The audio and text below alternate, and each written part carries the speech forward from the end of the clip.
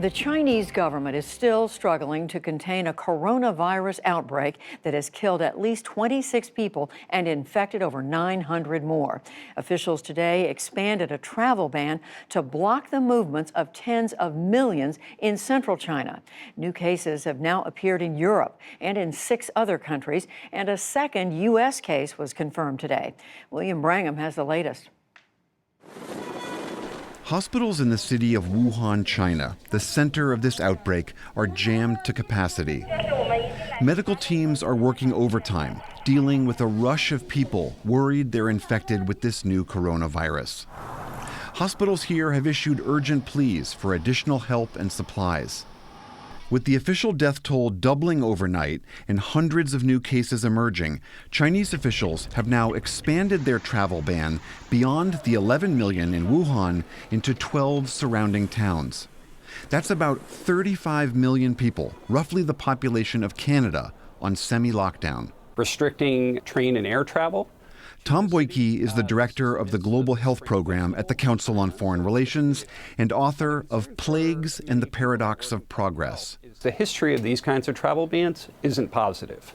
Generally speaking, these travel bans are seen as not that effective. What they often do is cause people not to report their illness and try to circumvent government and public health officials, and that makes it more likely that the disease will spread.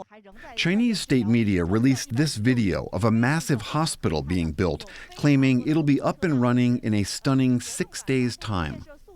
While Chinese health officials have shared genetic and diagnostic information about this virus, the country's response to the SARS outbreak 17 years ago, where the true scale of the outbreak was hidden for months, leads some to worry that Chinese officials still aren't being fully transparent today. Concealment is an essential aspect of epidemics of time immemorial. Howard Markel is a medical historian and author of, among other books, Quarantine and When Germs Travel. Most places don't like to admit they have a raging infection, largely because they fear a quarantine that would close their ports, would close their commerce, would close the flow of money. And the SARS epidemic, which wasn't even a major epidemic, cost the world economy at least $40 billion. So we're talking about real dollars and cents. The initial outbreak in China has now spread to at least 6 other countries, including France and the U.S. The Centers for Disease Control confirmed a second U.S. case today, a Chicago woman in her 60s who'd recently traveled to Wuhan. A man in his 30s in Washington state is also infected, but now stable. The CDC says they're investigating at least 63 others in 22 states. The 5 U.S. airports that are receiving people from affected regions in China are now screening passengers for fevers. The 2 current U.S. cases arrived before screenings were in place. As China continues to grapple with this outbreak, major questions still need answering. Just how contagious is this virus? And how lethal?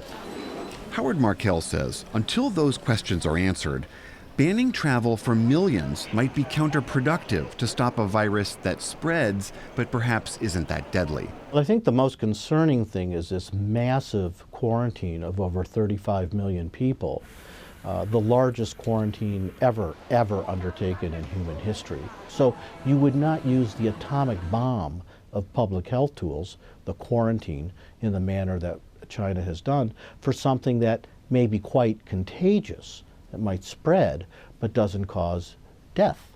Tom Boyke says this novel virus in China is not yet cause for alarm for Americans. There are plenty of other viruses right here to worry about.